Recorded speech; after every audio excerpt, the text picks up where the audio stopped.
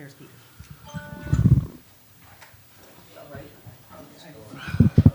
Good morning, everybody, and welcome to the November 17th, 2023 meeting of the Pima County Election Integrity Commission. If you are able, would you please stand and join me in the Pledge of Allegiance? I pledge allegiance to the flag of the United States of America and to the republic for which it stands, one nation, under God, indivisible, with liberty and justice for all.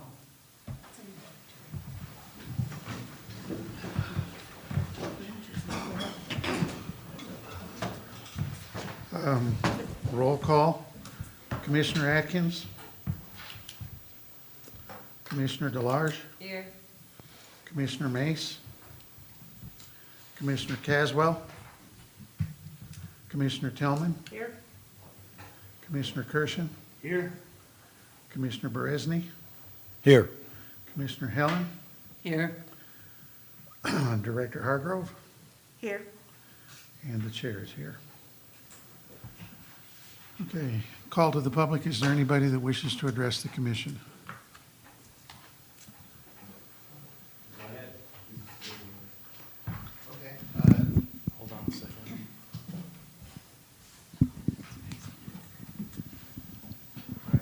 Sir. All right. Good morning, members of the commission. My name is Peter Norquist. And today I would like to read an excerpt from a remonstrance that was recently served to the Maricopa Board of Supervisors. So I quote, "In writing the federal and state constitutions, we the people reserve specific rights to ourselves, separate from the limited authority we gave elected officials to do the work related to the restrictions provided in the constitutions. Among those rights is the right to free elections, unimpaired by any government agent or private entity. All constitutionally adherent elections are to combine individual secret voting by ballots and public counting by the people. This right is to remain inviolate for all time. Nowhere is it indicated that any other method of elections is permitted by the people." And you'll excuse me, I just ascended 3 flights of stairs right before I sat down. "And or with the hand count of the ballots through machines and programs, and interfere with the registration of people's right of suffrage, constitutionally vote, this becomes a subversion of the people's right of suffrage. Past and present elections have been conducted unconstitutionally. The people's right of suffrage has been usurped.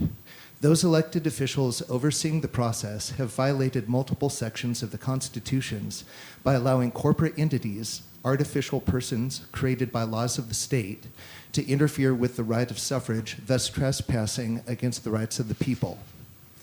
Arizona state counties as bodies politic and corporate entities have entered into unconstitutional contracts with corporations. For example, ES&S, Eric, Runbeck, 10X, and Thelios, that call for the performance of services and the implementation of technology that interferes with the people's process of elections.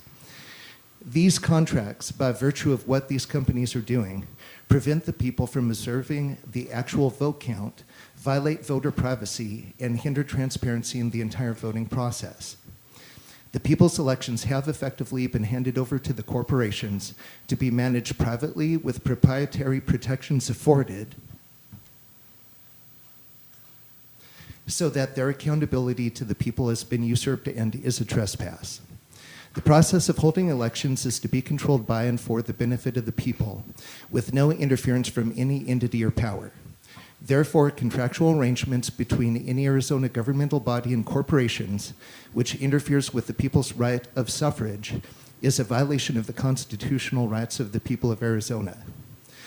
The election process may never be perfectly immune to interference, but the supervisors have taken oaths of office to uphold the federal and state constitutions and are bound by these oaths to make every effort to restore our electoral process to one that is constitutionally sound. I therefore ask that you as commissioners make every effort to impress upon the Board of Supervisors these facts. Thank you for your time. Thank you. Is there anybody else that would like to address the commission? And please state your name for the record. My name's Don Hales, and thank you for allowing me to talk. And I've been working as a poll worker and observer and various other things, and I had a few comments and questions. First one is regarding ballot signature verification, curing process. I noticed that you can actually get a ballot through the curing that's got a totally invalid signature because the curing step involves a phone call to the voter. The voter just simply has to answer a security question and then say that yes, he in fact did vote, and that is his signature, and that can then be tabulated. That's considered cured. And so all I'm asking is, do you agree? Have I got that right? And is that good enough for us? And also, there's 26 states have no curing process at all whatsoever. They just simply, they don't count that ballot, just like a non-signature. They don't have those people, you know, to do the curing, and that's 26 states don't have it. I guess that's a question for, you know, to the legislature, but I'm just trying to understand what that process is. The other one is, second one is the process for provisional and conditional provisional ballots. Is there an observer allowed when that decision is made as to whether to count those votes or not count those votes? Is there a two-party rule, or is it all done behind closed doors? I don't hear much about that. Number three is regarding the election procedures manual that's this year, 2023. It clearly states it's I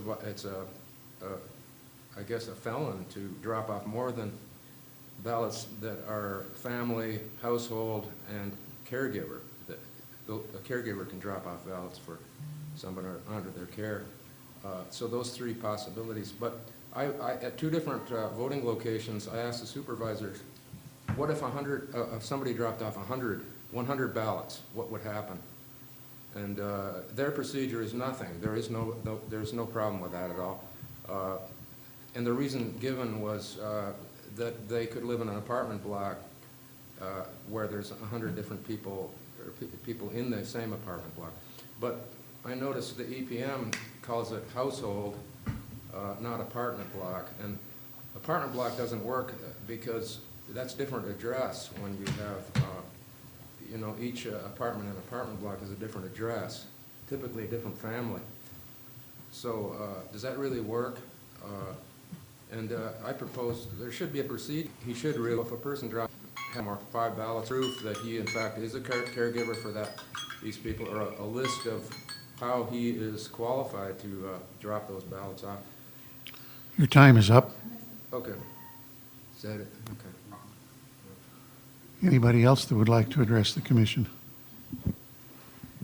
And please state your name for the record. Good morning. My name is Gisela Aaron. I had other things prepared, but I'm just going to ask. We often come to you, to the Pima County Election Integrity Group, and we ask questions or we bring information to you. And then because it's not on the agenda, we cannot discuss it. You can only defend yourself if somebody accuses you or says something that's negative. But we cannot discuss things, it cannot be questions, and because it was not on the agenda, but can we put it in the minutes? Just a brief statement of what the speaker said, so the public is aware of that, and maybe then it can be addressed at the next meeting. That's all I have. Thank you very much. Thank you. Yeah, no. Is there anybody else that would like to speak? Yes. You My have name 3 is- minutes, and please Okay. provide your name But for I the need record. to give you some documents first so you can have one. I only made up 5 copies, and I'm going to go through them as quickly as possible, but I wanted you to take a look at them so you could understand what I'm talking about, okay?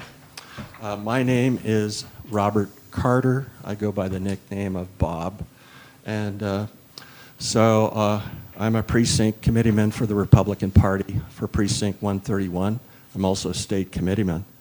And so our, what you call them, the Republican Party chair sent out an email dated October 28th. It's about halfway through the handout. And in the email he said, hey, there's only been 26.5 Republicans who voted, and this was dated October 28th, 2023. And that caught my attention because he also had in the email a push button to check to see if your ballot was counted. And of course, I got my ballot, my wife got the ballot, my son got his ballot. We turned them in at different times, and I'll talk about that in a minute. But what caught my attention was the email, the 0.5. For your information, I'm a mathematician. I'm also a programmer. I was a programmer. I'm retired now for 42 years. I worked for the top corporations in America, IBM, McDonnell Douglas, Lockheed Missile and Space Company, Raytheon, Hughes, and Intuit. And so working as a programmer for 42 years, I'm bound to logic all the time. I think in terms of logic. What would cause, you know, a 0.5 or a 0.5 person showing up? And I immediately realized, oh my God, they're running a weighted average algorithm. And the weighted average for Regina was 1.5, and for Janet was 0.5. And what you're looking at on the front page is a state table. This is a mathematical table. It's also referred to as a programming table. And it talks about the current state, the incoming ballot, and the next state. And as you read down each row in this table, you see that Regina is getting 0.5% or 0.5 vote of Janet. And at the end of my analysis on that state table, you see that Regina has 10, Janet has 8. When you look at the percentages at that point, and that this is just a piece of what a weighted average algorithm looks like. Regina has 55% of the vote, Janet has 44% of the vote. Then I did some assumptions, and I said to myself, okay, Regina gets, half of Janet's vote. Regina, let's say, has 30,000 votes, and Janet has 60,000. When you run it through the weighted average, it turns out that Regina winds up getting 60,000 votes, or 60% of the tally, and Janet gets 30% of the total vote. So it gets inverted. Now, why did this happen? Well, I think there was a lot of people who were frightened at the fact that we would have a Republican as a mayor in this town. And so the actuals, you can see, Regina got 60.05%. That's real interesting because it kind of matches my assumption. You also see that Janet got 32.06%. Well, what was my proof? Okay, I started looking at my own ballot, and then I realized that, hey, you are not eligible for this election. Your It was time is up. tossed out. Okay, but anyhow, there were ballots that were being tossed out, and that 0.5 tells you that you have a weighted average running in your system. That's all I have to say. 3 members of his family were affected by that. The chance of that is 1 over 80,000 times 1 over 80,000 times 1 over 80,000. So the probability is astronomical that error would happen. Anybody else wish to address the commission, please? Yes. State your name for the record, and you have Morning. 3 minutes. My name is Tim Locks. The voter. I would like to remind everyone here that the voter rolls and the elections belong to we the people, not the elections department, not the Board of Supervisors, and not the county recorder, not the mayors, and not this commission. Further, any government employee is accountable to we the people. That being said, we the people have questions. At BOS meetings, I've asked questions, and what I'm saying dovetails into what Gisela said. I've asked questions only to be ignored. They are never answered there. Here at the EIC, questions from the public have been asked and ignored. here at the, we can submit questions via email and have to wait for months only to be stonewalled. That's happened to me twice now. Some of us have submitted questions to commissioners only to learn those questions were never asked to the elections department or of the county recorder. Commissioners have their own agenda when they come here, and that's fine. We, the people, have our own questions and agenda as well, and are entitled to have our questions addressed publicly. At a recent supervisor meeting, Recorder Kelly said directly to me, "We're not answering any more questions about Runbeck," and Constance was right there. She heard it. This is not in the spirit of transparency. I therefore, Chair Bickle, respectfully request for transparency and for expediency, a regular agenda item be added to the EIC meeting. This agenda item could be called Questions from the Public. If this meeting is conducted per Robert's rules, questions from the public would be under new business. These questions could be submitted to the chair prior to an EIC meeting, and you, sir, would be the one to ask those questions. A list of questions could be limited to, say, 10 questions. If there are more than 10 questions, they could be held over until the next EIC meeting. The elections director, and thank you, Constance, she's been always forthcoming with responding to our questions. They're here. The recorder's not here today, but elections department is. They've always been, they're here to put focus on election integrity. It just seems to me this is the perfect forum for us to be able to ask questions and have them answered in an expeditious manner instead of having to wait and ultimately perhaps get stonewalled. Thank you for your consideration. Thank you for your comments. Anybody else? You have 3 minutes, and please give your name for the record. Good morning. My name is Bob Dosey. I'm the chairman of the Election Integrity as an item about for the Pima County Committee Party. I understand your agenda today is an item about an ad hoc committee. As I understand it, that would be another avenue and another opportunity for us in Pima County to interact with the elections system. We're supportive of that because the more we can create transparency and understanding amongst the citizenry, the better participation we'll have in elections, and the more appearance of transparency we'll have with our constituents.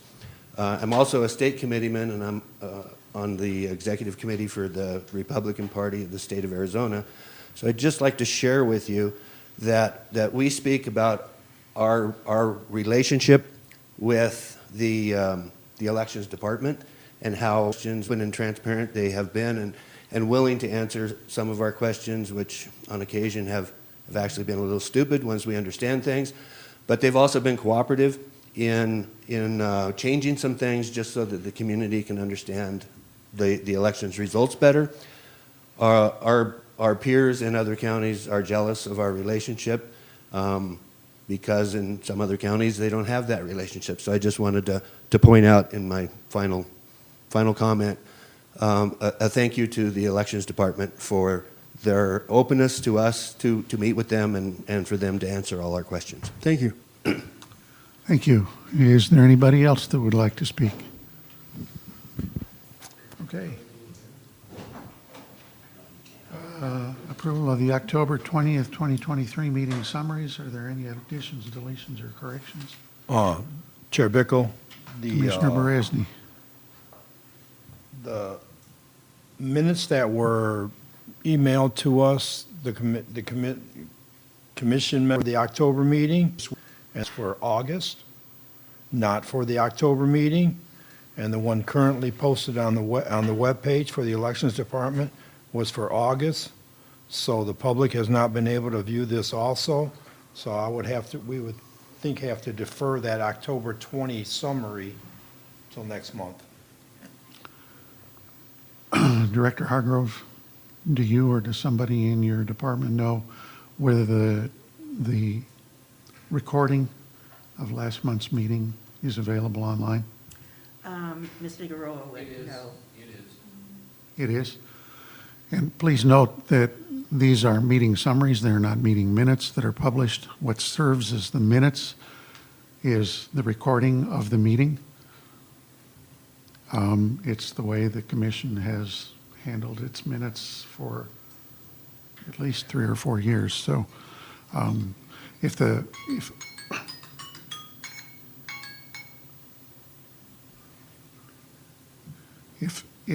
recording is out there, the minutes are out there because the recording is the minutes. All the summary is it is a printed summary of the recording.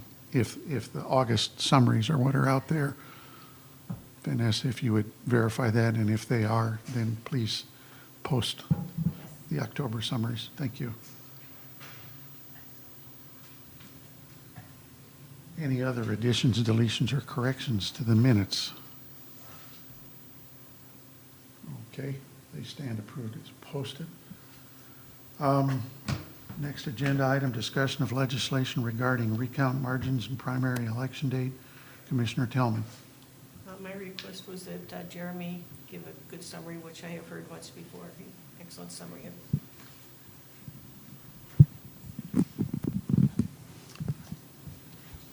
So commissioners, yes, I'd already talked to Commissioner Tillman about this before.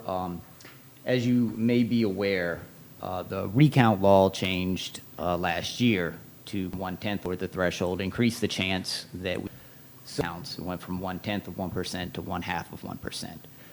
So what that did, of course, is increase the chance that we're going to have recounts. We had 2 in statewide offices last election. One of the kind of unforeseen consequences of this is that it pushes a lot of important dates back and timelines that we have to abide by. A lot of the dates that we have to follow are statutory. They have to be met, and they're contingent on other things happening leading up to that. So especially between the primary and the general election, it's a very compressed time frame. And with the recount, it has to happen after canvass. You have to take it to a judge. They have to sign off on it. Counties go back and recount. It's a process that takes several weeks. And what it basically does is push the canvass or certification deadline back. And that creates a lot of problems for us, for everyone in the state. For example, between the primary and the general, one of the important deadlines is a statutory deadline of 45 days is when UOCABA military ballots have to go out. That's a federal deadline. So the canvass has to happen at a certain time too. In a primary, say it happens at the beginning of August, the canvass doesn't happen until the end of August. Usually that gives us about a month before that 45-day deadline, where candidates create all of the ballots, review the ballots. There's a 5-day statutory window where candidates and parties get to review the ballots. It has to happen, and we have them to print. It's very compressed. We have to. With the recount, what it essentially does is push that canvass date back several weeks. So by the time all the counties finish going through their recount, Secretary of State has to come out for a statewide one, test everything first before you can even get started on it. It has to be unsealed by a judge at the end. You have to have a hand count audit. The whole process has to go on. So it pushes it back several weeks. You take that 1 month time frame and you end up with about a week after all of that is done.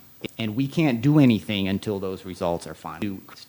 So it ends up giving us approximately a week to create all the ballots. You already don't have that 5-day period where candidates can review them. Basically, you can't make that deadline. So that's one of the issues with the primary going to the general. With the general election as well, if we were to hold a recount, we have some issues with that as well, especially in a presidential election, because just a few weeks after the canvass of that is when we have to have electors certified to be able to vote for president. If we end up with a recount and the election hasn't been certified yet, we can end up missing that deadline as well. So all the counties are aware of this, and this is some stuff that we've been trying to make other people aware of. The changes to this has to happen legislatively. So I know the Statewide County Supervisors Association and other groups are aware of this and working on it. So we just want to make you aware of these problems. There are some possible solutions. So with the primary, you could move that date back.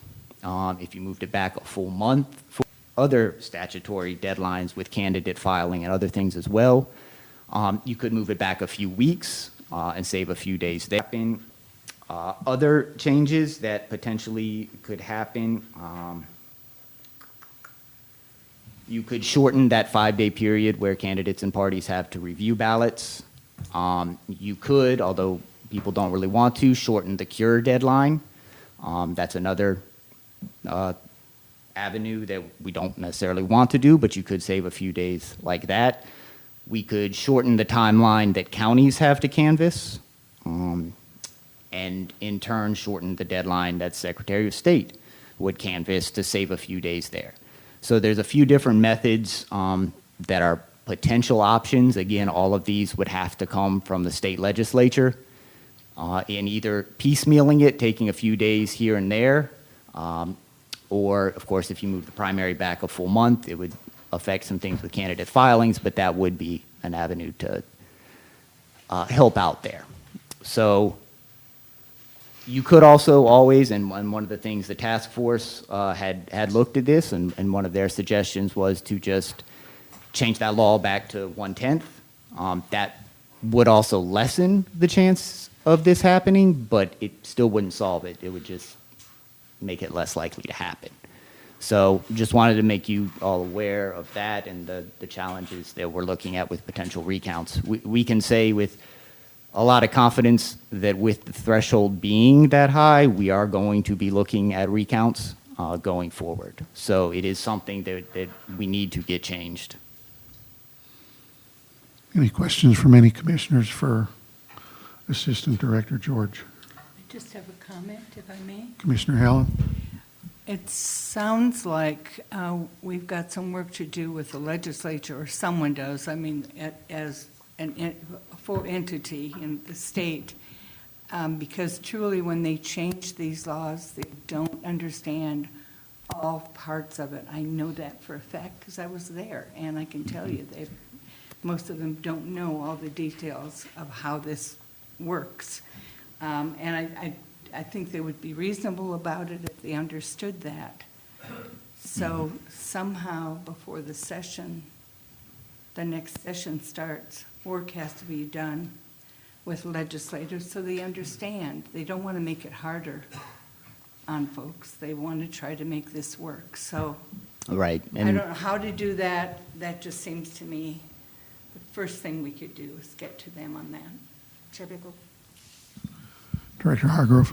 So I can tell you that the Election Officials Association has been meeting with legislators, and we're working with and they are working with the legislature right now, meeting with them, the committee chairs, and making them aware and trying to come up with solutions as to how to solve the problem. So, Okay, good. yeah. And ACO is Arizona Association of Counties, for those who don't know.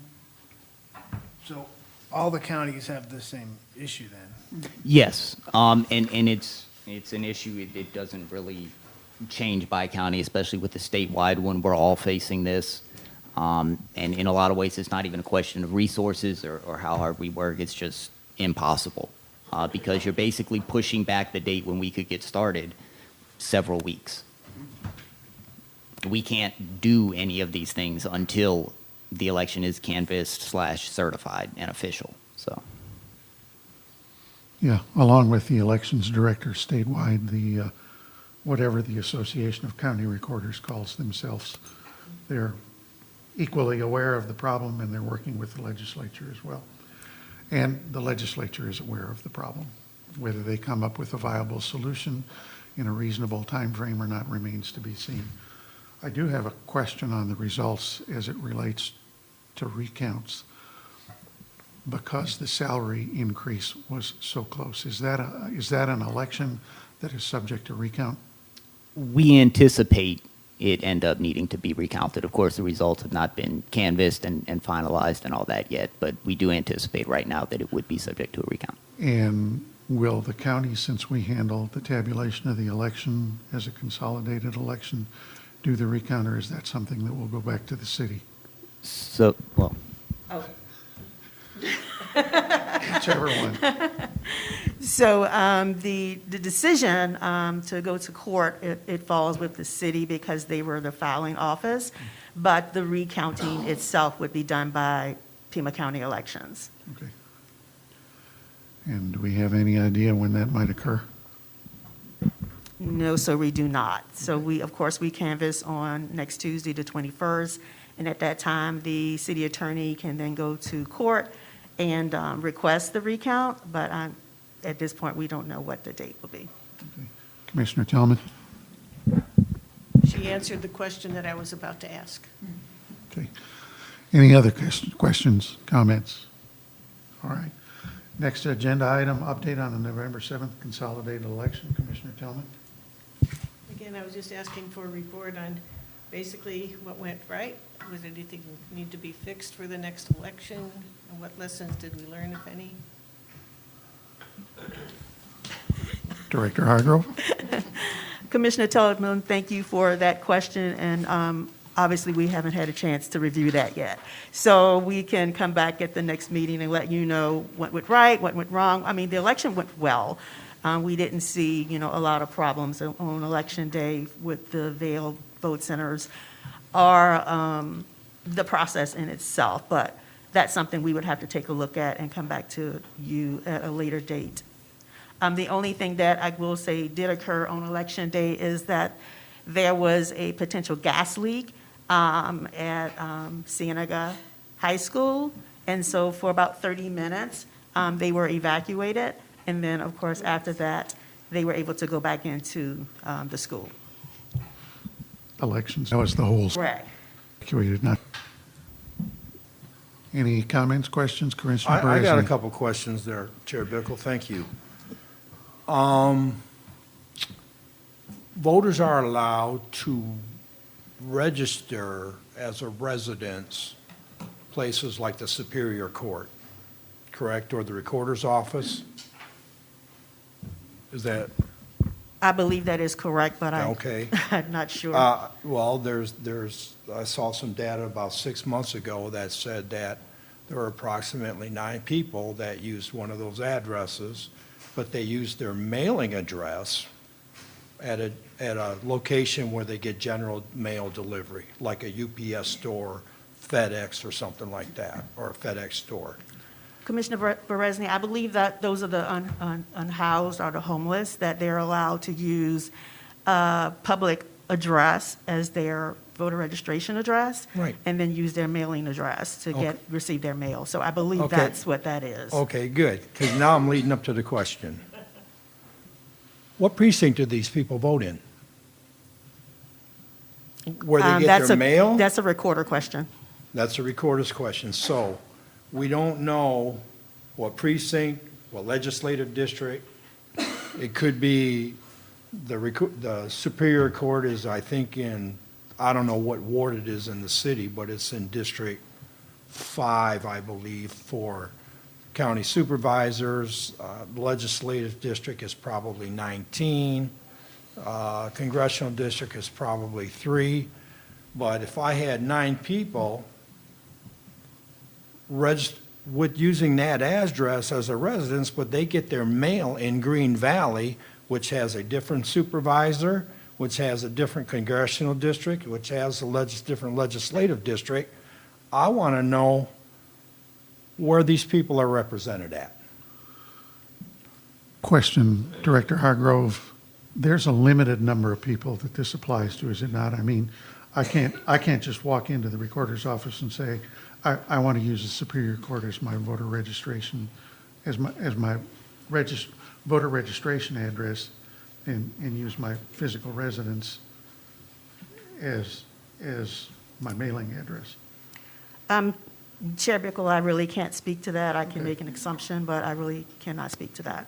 And based on work that I've done with the party in the past, there are a number of people that have a different mailing address than they have a voting address. Okay. And the ballot they get is for their voting address, not for their mailing address, because there are people that, for whatever reason, want a P.O. box, as their mailing address, which is perfectly legal. Okay, so- But their so- physical voting address, their voter registration address is where they physically reside, If it's, except for people if it's one unhoused. 100, it doesn't really matter if it's limited or not. Like if it's 1 or 100, it still can have an effect on an election. Jeremy just talked about how the window for recounts is going to be smaller and smaller, anticipating, I heard, possibly more recounts. So that is a question that I'd like to hear. I mean, an answer that I would like to have. I can't see people registering as their voter address at the Superior Court in downtown Tucson, but having their mail delivered to them in Green Valley, because we don't have and somebody brought up the homeless population. We don't have the homeless population like that down there in Green Valley. So that's a question I'd like answered. Second one, don't really know if it applied to this last election or not, but whenever I go, and I think it does, whenever I go to the Secretary of State's website that has the roll-up of all the reporting for all of the elections, it says number of precincts reporting. When we get that first drop of the early ballots that were done and that first block gets posted, it generally says 75% of precincts reporting. How in the world can we identify if a precinct is 100% reported to every vote cast for residents within that precinct if we have vote centers? Back a number of months ago, we went through this. And I used precinct 84. There were 21 different precincts or 21 different vote centers for people that lived in precinct 84 spread across 4 supervisor districts. To me, and this is Commissioner Bresney talking, when I see number of precincts reporting and I watch national media and they tell you, okay, I've got this number of precincts reported and they're doing their stuff. State of Arizona, I think this is disingenuous that we in the state of Arizona are saying precincts reported when we're using vote centers. You may not have you may have 50 or 60% of the precincts aren't 100% reported until the last batch is tabulated. I mean, so I'm just saying that we need to find a different way of reporting that number of votes that have been tabulated and reported and not apply it to a precinct. Because right in a vote center situation, in the early voting that we do, the mail-in voting that we do, reporting a number of precincts that are 100% reported does not apply. It doesn't pass the common sense test, and it doesn't help with the public trust. Commissioner Beresny, I agree that reporting precincts totally counted is goofy, but it isn't a problem that was caused by vote centers. It was a problem that came about as early as the origination of the PEVL, which has been Origination of the what? permanent early voting list, which is Yeah. now the active Yeah, early voting yeah. list. You had the same problem. Sure. You didn't know. And some of that is tied to actually counting the precincts from the vote centers, and that was created by the vote centers as opposed to precincts. I do agree. The nomenclature needs to be changed. Yeah, well, that term precinct, something's got to be. Chair Bickle, Director Hargrove. we are actually required to report by precinct, so everything we post is by precinct. Even though it's at a vote center or whether it's early voting, we report by precinct. And when you see the numbers change, if say you would say, it would say maybe, in if 90% of the reporting or whatever. Right now, we still have precincts that have 0 voters. That's always going to show up looking very weird because we didn't have any voters in those precincts. But we're required to report by precinct. So everything is tabulated and counted by precinct. How can I have a precinct 100% reported, which is usually what I see in the media, when if I have 75% of precincts reported, and we have 200 and some odd precincts, that means when that number drops at 7 o'clock or 9 o'clock on election day, the total number of ballots, all of the ballots that have been cast for 75% of the precincts have been tabulated. There's no way that happens. There's no way. Not when I had 10% of the ballots cast in precinct 84 in last year's election, not tabulated until after. There's, You can't. No.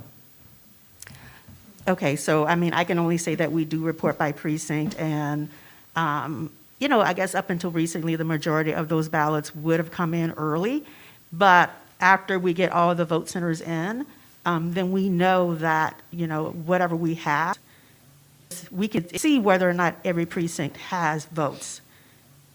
It is very evident. We can see how many precincts actually have votes.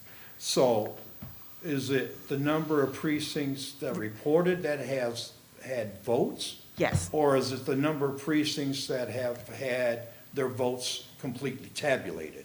The number of precincts is going to be 100 have precinct that have votes. Unless That we has, did- this is never going to be 100% in each precinct, except for the one that has 2 voters. Unless we did precinct voting same day and tabulation at the precinct level, because that's how,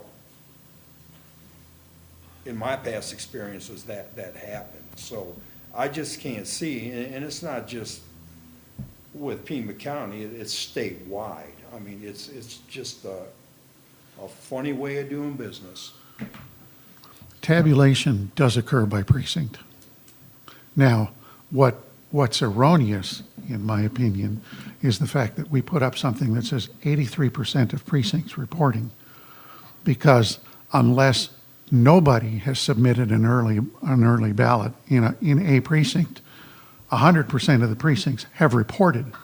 We haven't counted 100% of the ballots, and I think what needs to be stated is we know how many ballots have been returned. We haven't tabulated all of the ballots that have been returned, and the percentage of ballots returned should be the number reported as opposed to the percentage of precincts reporting, because if you get one ballot from every precinct, 100% of the precincts have reported. They aren't complete, but they have reported. And we do have the capability, based on the timing marks on the ballot, to determine which precinct is actually, which precinct the ballot came from, regardless of whether it was submitted at an early voting location, as an early mail-in ballot, or as a vote center ballot. We know which precinct the ballot came from, percent of the precincts reporting. And it's a conundrum, because if you said 100% of the precincts reporting, and we get one vote from every precinct, we only need 279 ballots to put that up there. Everybody'd say, well, we ought to know the answer to the question. And we don't. It's what percentage of the total ballots submitted have actually been tabulated, and even that number is not going to be completely accurate, because until you resolve the provisional and conditional provisional ballots, you don't have an accurate number of total ballots submitted. So probably too much information that can be interpreted erroneously. Yeah. And I don't know how you fix it. Yeah, and I don't either, but I just, like I think, Ms. Hargrove, you just said, you're reporting that every precinct has had votes. Generally, and I've been voting for 50 years, when I see precincts reported, that means a precinct has tabulated all of their ballots. I mean, imagine that was the same for you. Yeah. It was for the same way with me in Michigan. It's the same way for you in Virginia. I know it was for the same way for me in Michigan, but it's not that way here in Arizona. Is that correct? No, sir, that is not correct. Okay. So, yeah, because we still had absentee ballots that we had to cast, and we still had provisional ballots that could be cast. So, no, it was never 100% of the people who were actually going to cast a ballot on Election Day. But we did have 100% of our precincts report, yes. That's all I have, Chair Bickle. Anybody? Commissioner Tillman? You suggest that Commissioner Berezny actually come and watch the tabulation at the next election. You'll understand how complex it is and what is reported. The observers see daily or sometimes twice a day how many ballots came from each precinct in that particular session. It's very detailed and it's very complex. I suggest that if you come and watch tabulation sometime, you will understand it better.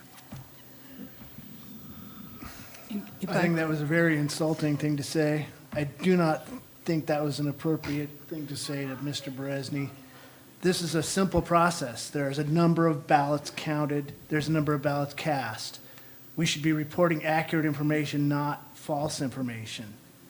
And I think that when they report a percentage, 100% of precincts or 70% of precincts counted, that's a piece of false information that the media was given or that was posted on our own website. We need to restrict ourselves to correct, accurate information. And making an excuse that everything is too complicated for us to understand is a very insulting thing to say. Anything else?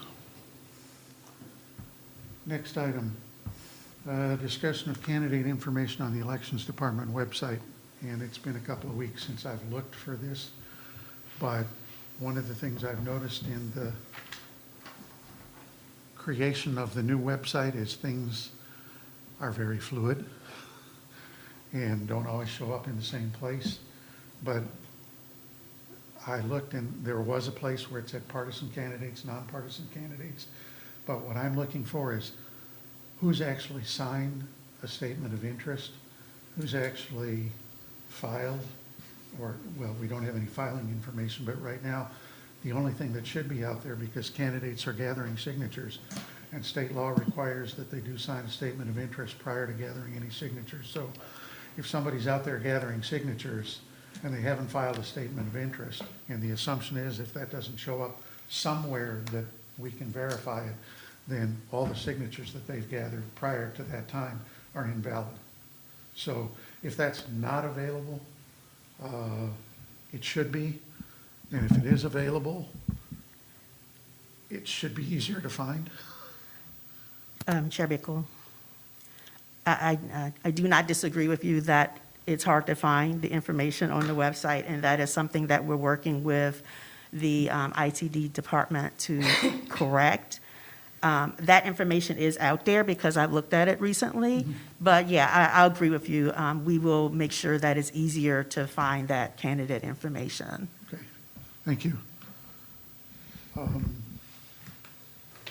Yeah, I just want to update you real quick, Chair Bickle. We haven't met in the last few months, probably about 4. We've had at least one time where only 2 commissioners were available. We had to cancel one meeting, and so we didn't have a quorum. We had one meeting where only one commission was going to be available, so we've canceled the meetings. There was 2 meetings I was going to be out of the area. We are scheduled for the next meeting on December 1st.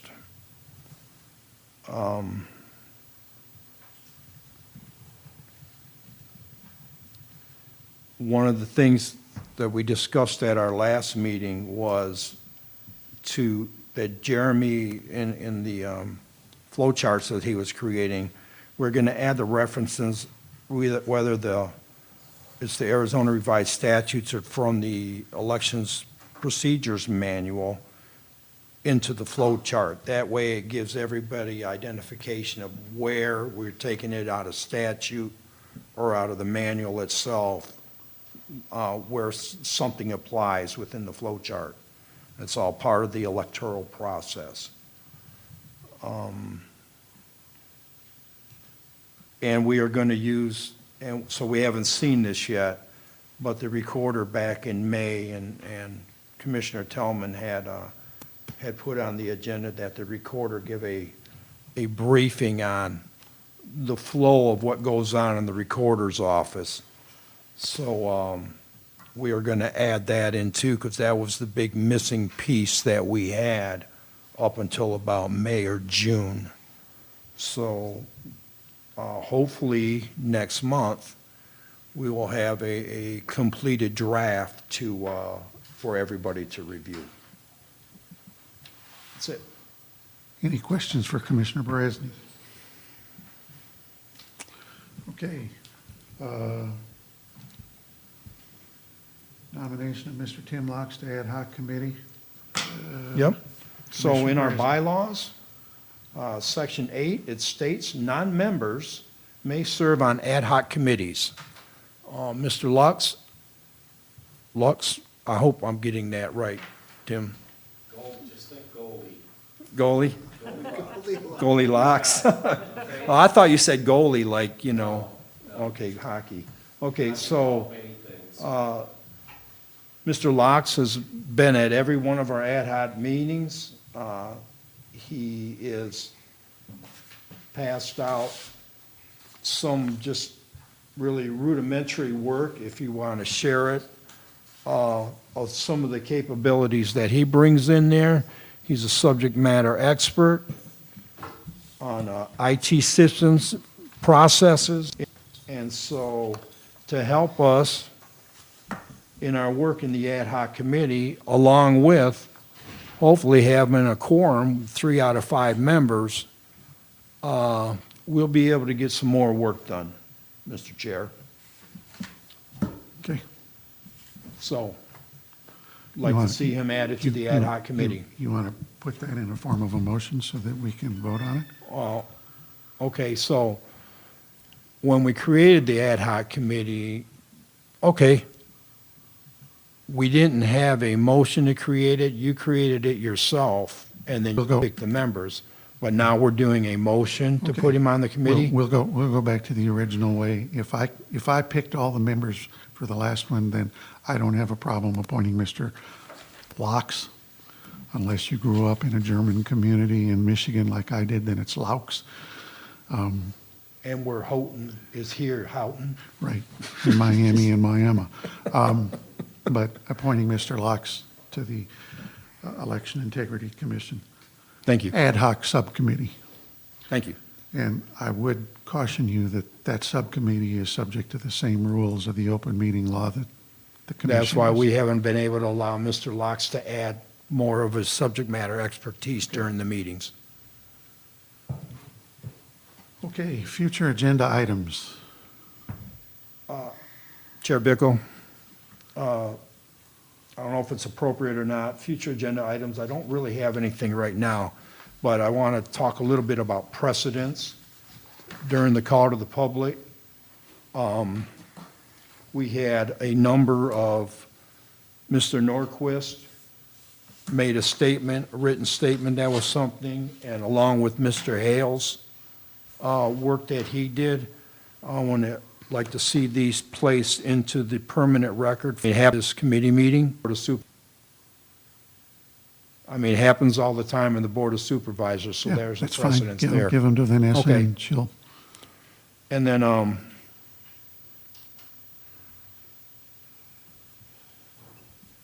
and I do see that commission members may not discuss or take action on matters raised during the call to the public that are not identified on the agenda. Okay, so some of the stuff I think Mr. Hale talked about definitely could have fit into item 5B.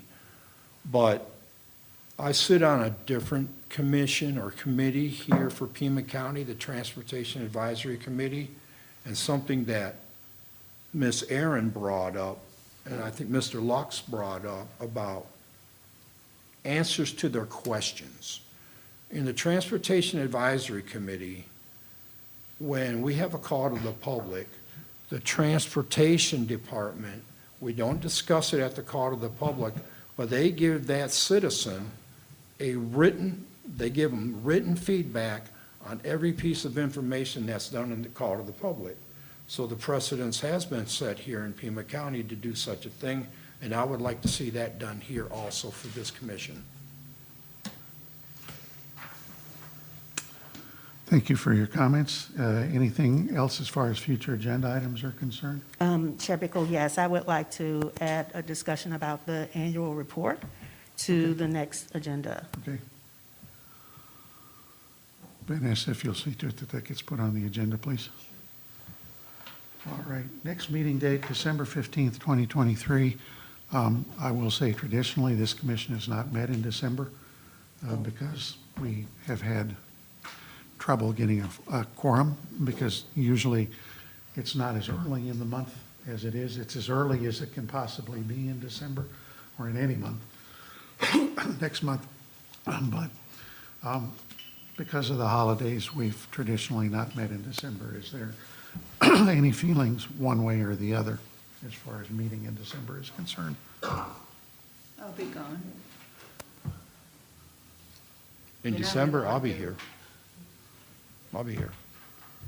I'll be here, but I've got, I'll be available to be here at this meeting, yeah. December 23rd. I'm going to be gone to Florida. I won't even be able to make the ad hoc committee. Commissioner Actually, we Tillman. could wait to see if there are enough items to submit for the agenda to make it worth having a meeting. Can any of these items be postponed until January? Well, the only one out there so far is the annual report, and that can certainly be postponed until January. And presumably we'd have a report on the recount, assuming it happens, but that can wait till January. Sure. So I would make a recommendation that we not have the meeting, and I will put this in the form of a motion. I will move that we, no, and I can't. As a chairman, I can't make a motion. Commissioner Tillman.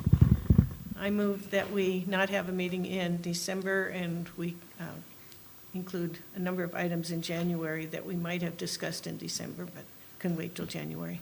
Second. I have a motion and a second. Is there any further discussion? Hearing none, is there any objection? Hearing none, we will not meet in December and postpone any other activities until January. Having no further business, this meeting stands adjourned. Some kind of a record. Commissioner Beresney. Commissioner Beresney, I have the copies. You have the copies? Yeah. And you got the one from Mr. Hale also? I do. Yeah, same thing. Okay, thanks.